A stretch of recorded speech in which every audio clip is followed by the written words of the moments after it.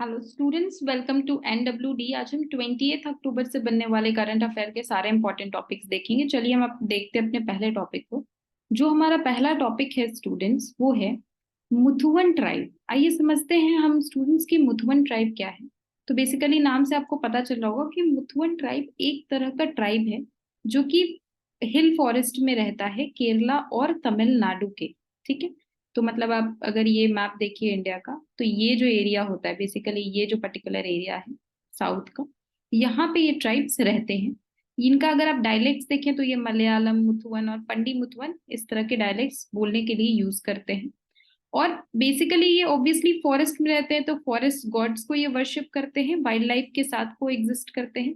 अगर आप समझें कि इनका एडमिनिस्ट्रेशन कैसा होता है, मतलब विलेज को कंट्रोल कौन करता है, तो एक कानी होता है, ठीक है, जो विलेज का हेड होता है और वही विलेज एडमिनिस्ट्रेशन के लिए रिस्पॉन्सिबल होता है। ठीक है। तो हमने तो ये मुथुवन ट्राइब को समझ लिया कि ये एक ट्राइबल ग्रुप है केरला एंड तमिलनाडु का, बट ये न्यूज में क्यों रहा? तो न्यूज में रहने का ये रीजन था कि जो तमिलनाडु का फॉरेस्ट डिपार्टमेंट है, उसने मुथुवन ट्राइब को जो है वो पार्ट बना दिया है नीलगिरी ताहर कंजर्वेशन प्रोजेक्ट का। ठीक है। तो नीलगिरी ताहर कंजर्वेशन प्रोजेक्ट क्या है? तो देखिए, ये जो ताहर होता है ना, ये एक तरह का एनिमल होता है। ठीक है, एक तरह का गोट जैसा एनिमल है जो कि कहाँ रहता है, तो नीलगिरी हिल्स में पाया जाता है। ठीक है। मोर ओवर ये तमिलनाडु का स्टेट एनिमल भी है। तो तमिलनाडु का अगर आपसे पूछे कि स्टेट एनिमल क्या है, तो यही ताहर है। और अगर इसको वाइल्ड लाइफ प्रोटेक्शन एक्ट में देखा जाए तो ये शेड्यूल 1 में डाला गया है और ये इंडेंजर्ड है। ये स्पीसीज इंडेंजर्ड है, तो इसको बचाने के लिए ही ये नीलगिरी ताहर कंजर्वेशन प्रोजेक्ट डाला गया था। अब इसमें रहने वाले नीलगिरीज के मुथुवन ट्राइब को भी इसमें डाल दिया गया है। ठीक है। आई होप आपको ये टॉपिक अच्छे से समझ में आया होगा। हम अपने नेक्स्ट टॉपिक की तरफ मूव फॉरवर्ड करेंगे। ठीक है। जो हमारा नेक्स्ट टॉपिक है वो है लिम्फेटिक फिलारिसिस।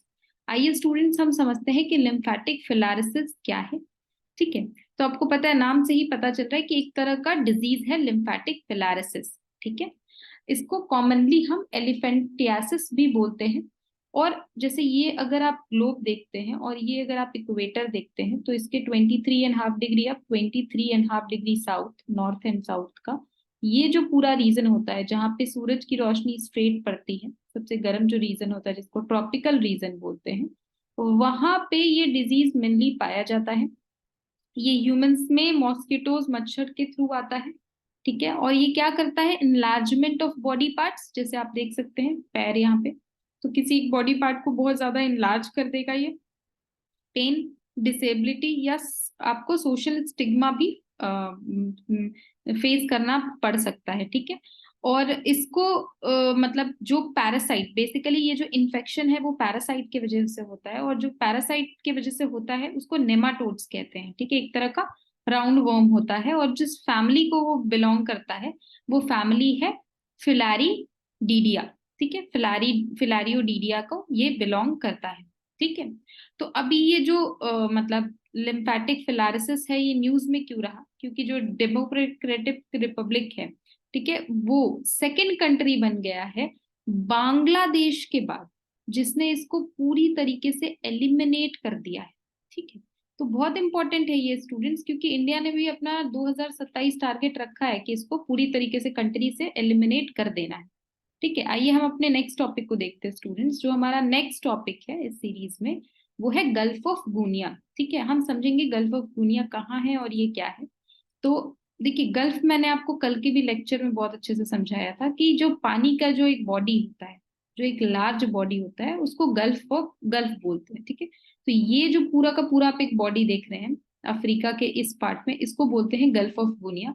आप देख सकते हैं कि ये सारे के सारे जितने भी कंट्रीज है, जैसे गुनिया सबसे पहले आप देख लेंगे, फिर ये साइरा लियोन है, लाइबेरिया है, Cote d'Ivoire, Ghana, Benin, Nigeria, Togo, Cameroon, Gabon, Democratic Republic of Congo, Angola, ये सब के सब क्या है, इसको बॉर्डर करते हैं गल्फ ऑफ गुनिया को। ठीक है।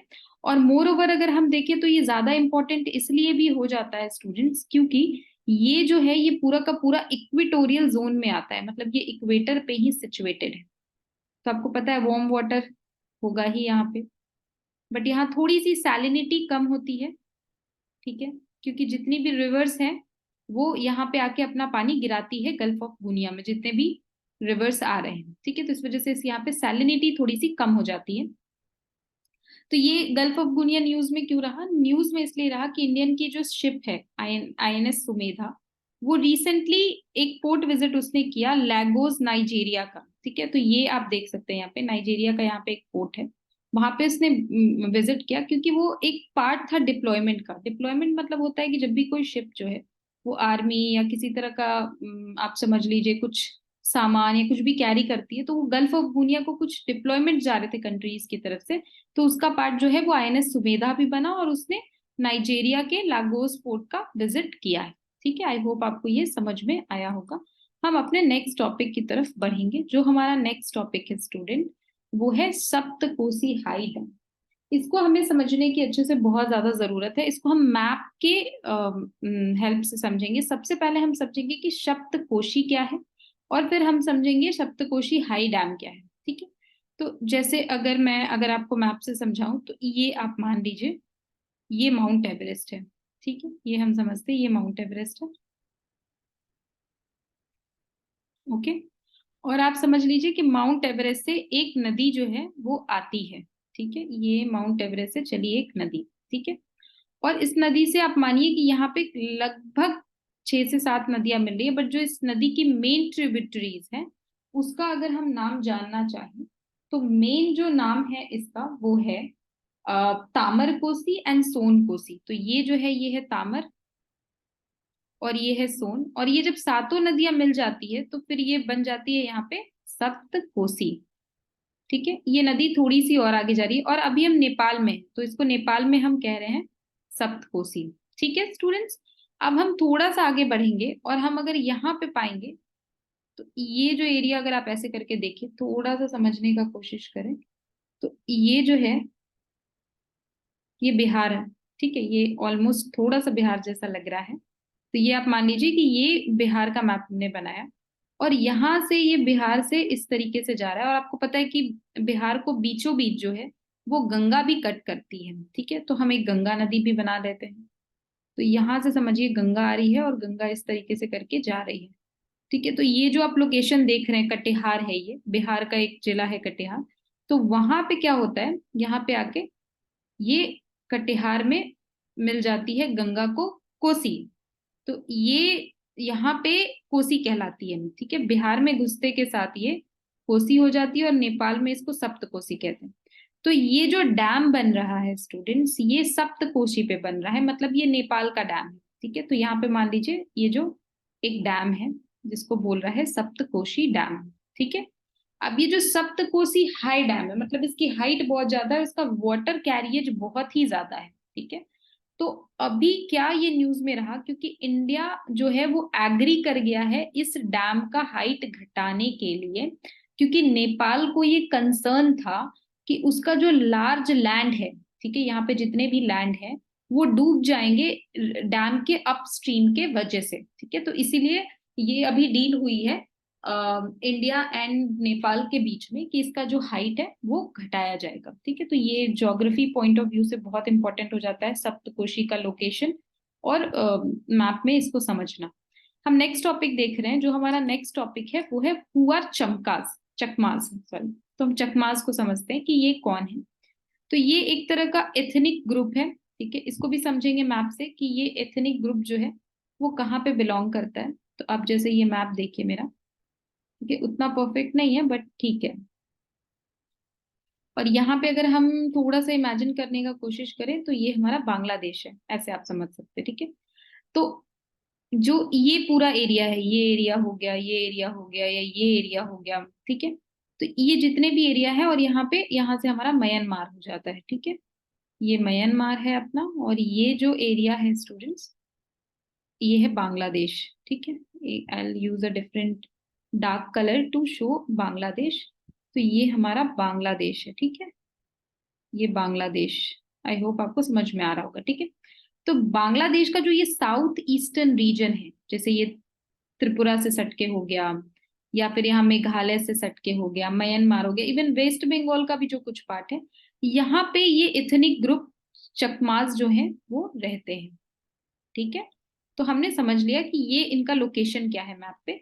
और अगर इनका हम रिलीजन देखें तो जो थेरावदा बुद्धिज्म है उसको ये लोग फॉलो करते हैं, जिसमें थोड़ा एस्पेक्ट एनिमिज्म और हिंदुइज्म का भी मिला हुआ रहता है, मिला जुला रहता है। ठीक है, और इनका जो विलेज है तो इनके हर विलेज में एक बुद्धिस्ट टेम्पल होता है जिसको ये कांग बोलते हैं, और एक बुद्धिस्ट प्रिस्ट भी होता है, पंडित, जिसको ये लोग भिक्खूज बोलते हैं। ठीक है, और अगर हम देखें इनके मतलब सोसाइटी डिवीजन को, तो ये इनकी जो सोसाइटी है डिफरेंट क्लैन में डिवाइडेड होती है जिसको गोजास बोलते हैं, और वो क्लैन सब क्लैन में डिवाइडेड होता है जिसको गुटीज बोलते हैं।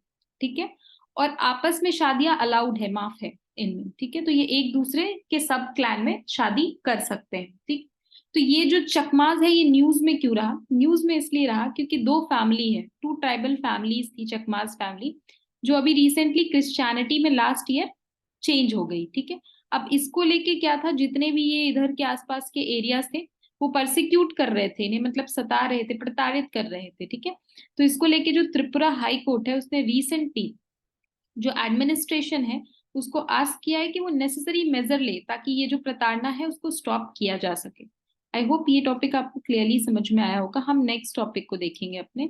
जो हमारा next and most important topic है वो है RISC-V टेक्नोलॉजी।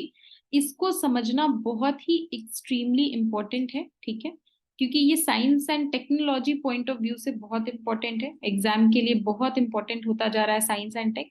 ठीक है, तो हम इसको समझते हैं स्टूडेंट। देखिए कोई भी कंप्यूटर है, जैसे ये मान लीजिए ये मेरा एक कंप्यूटर है या मोबाइल फोन है। ठीक है, तो उसमें दो तरह की चीजें होती है, एक तो जो हमें बाहर से जिसे हम टच कर सकते हैं उसको हार्डवेयर बोलते हैं।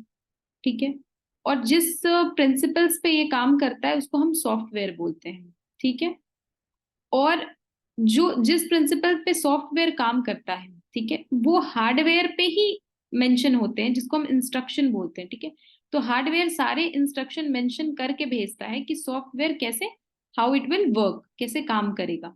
ठीक है, तो ये जो इंस्ट्रक्शन है बेसिकली वो हार्डवेयर में कहाँ रहते हैं, कहाँ लिखे रहते हैं? तो आप ये जो ऐसा माइक्रो प्रोसेसर या जो चिप्स देखते हैं आप, उसके ऊपर एक पूरा का पूरा, ठीक है, आर्किटेक्चरल डिजाइन बना रहता है या इंस्ट्रक्शन बने रहते हैं। ठीक है, तो एक इंस्ट्रक्शन सेट आर्किटेक्चर रहता है जो माइक्रोचिप के ऊपर रहता है। ठीक है, जिसके बेसिस पे सॉफ्टवेयर जो है वो काम करते हैं। ठीक है, तो अब इसको सबसे पहले किसने बनाया ये जानना बहुत जरूरी है, क्योंकि ऑब्वियसली कंप्यूटर के इन्वेंशन में इसका बहुत इंपॉर्टेंट पार्ट है, या मोबाइल फोन में। तो कुछ कंपनीज थी जिन्होंने इसको इनिशियल में बनाया, जैसे मान लीजिए इंटेल का एक माइक्रो प्रोसेसर है जिसमें पूरा का पूरा आर्किटेक्चर है कि कैसे ये सॉफ्टवेयर काम करेगी। ठीक है, और इसने आईपीआर ले रखा है। ठीक है, प्रॉपर्टी राइट्स इसने ले रखा है। तो अब क्या है, अगर किसी को भी इसका ये आर्किटेक्चर चाहिए तो उसको इससे परचेज करना होगा। ठीक है, और जो अमाउंट है वो इसको प्रोवाइड करना होगा। अगर कोई यूनिवर्सिटी का बच्चा देखना चाहता है या पढ़ना चाहता है तो वो नहीं कर सकता। ठीक है, यूनिवर्सिटी या स्टडी पर्पज से नहीं अवेलेबल। अगर कोई बुक इसको छापती है तो ऑब्वियसली इसके पास आईपीआर है तो वो अलाउड नहीं करेगी। तो अब इसके वजह से क्या है कि कंपनीज एंड कंट्रीज को बहुत प्रॉब्लम हो रहा है। आप इंडिया में भी देख रहे हैं कि भारत सरकार कोशिश कर रही है कि जो बहुत ही ऐसी टेक्नोलॉजी है जो किसी सिलेक्टेड कंपनी के पास है और वो चीज खराब हो जाती है, तो ये ई वेस्ट के लिए बहुत बड़ा प्रॉब्लम हो रहा है, इलेक्ट्रॉनिक वेस्ट क्रिएट हो रहा है। तो वो लोकली हर चीज अवेलेबल कराना चाहती है। तो अब इससे फ्रस्ट्रेट होके, क्योंकि हर किसी के पास तो इतना पैसा नहीं है कि मतलब आईपीआर होने की वजह से वो इंटेल को बार बार पैसा दे। ठीक है, तो इसको लेके जो एक यूनिवर्सिटी थी उसके जो कुछ प्रोफेसर थे, यूएस ब्रिकली जो थे, उन्होंने एक ओपन सोर्स कंप्यूटर सिस्टम बनाया। ठीक है, ओपन सोर्स मतलब क्या हुआ कि इसमें कोई आईपीआर नहीं है। ठीक है, मतलब ये ओपन है। ठीक है, और उसमें क्या किया उन्होंने, हाँ, जितने भी तरह के एक मतलब अपना इंटेल को छोड़ के एक आर्किटेक्चर का डिजाइन बनाया कि जो भी स्टूडेंट पढ़ना चाहता है या जो भी कोई नया छोटा सा कंपनी खोल रहा है और उसको चाहिए, तो उसमें जितने भी आर्किटेक्चरल डिजाइन थे वो उसने ओपनली प्रोवाइड कर दिए। ठीक है, अब उसमें ये बेनिफिट हुआ। अब इसमें इंटेल वाले का क्या प्रॉब्लम था, ये प्रॉब्लम था कि इसमें जो आर्किटेक्चर है वो 1980s का बना हुआ था और इसी के ऊपर ये बार बार अपडेट कर रहा था। ठीक है, तो इन्होंने जो बनाया उसके लिए जैसे अलग अलग सारे के सारे आर्किटेक्चर दे दिए। जैसे मोबाइल फोन है, ठीक है, उसमें अगर आपको कुछ जो आर्किटेक्चर है वो है, जो कंप्यूटर के लिए चाहिए वो है। ठीक है, तो अब इससे क्या हुआ कि जो इंफॉर्मेशन थी, जो कंप्यूटर को इंफॉर्मेशन जा रही थी, वो रेड्यूस हो गई। तो इसीलिए इसी को कहते हैं रिस्क। रिस्क का मतलब होता है रेड्यूस इंस्ट्रक्शन सेट कंप्यूटर। मतलब जो माइक्रोचिप है उसमें कंप्यूटर की जैसी नेसेसिटी है उस हिसाब से रेड्यूस्ड इंफॉर्मेशन करके डाला जा सकता है। ठीक है, अब इससे बहुत सारी कंपनीज इम्प्रेस हो गई। ठीक है, बहुत सारी कंपनी इससे जुड़ना चाह रही है, क्योंकि उनको उनकी कस्टमर की जिस तरीके की नीड है वो उनको मिल जाएगी। मोर ओवर ये ओपन सोर्स टेक्नोलॉजी है, तो आईपीआर का भी चक्कर खत्म हो गया इसमें, तो इनके लिए बहुत अच्छा है। कंट्रीज जुड़ना चाह रही है इससे। तो इसीलिए न्यूज में रहा कि जो क्वालकॉम है, ठीक है, ये एक तरह का चिप डिजाइनर कंपनी है, उसने अल्फाबेट के गूगल के साथ पार्टनर किया है कि वो स्मार्ट वॉचेस बनाएगी। ठीक है, और ये जो स्मार्ट वॉचेस है इसमें जो चिप लगाए जाएंगे वो RISC-V टेक्नोलॉजी के लगाए जाएंगे। ठीक है, तो ये इसलिए न्यूज में रहा। आई होप आपको ये न्यूज बहुत अच्छे से क्लियर हुई होगी स्टूडेंट्स। तो ये थे आज के जितने भी इंपॉर्टेंट करंट अफेयर्स के टॉपिक थे, वो मैंने अपने इनसे कवर किए हैं। आपको ये वीडियो अगर अच्छा लगा हो तो आप चैनल को सब्सक्राइब करें, वीडियो को लाइक एंड शेयर करें।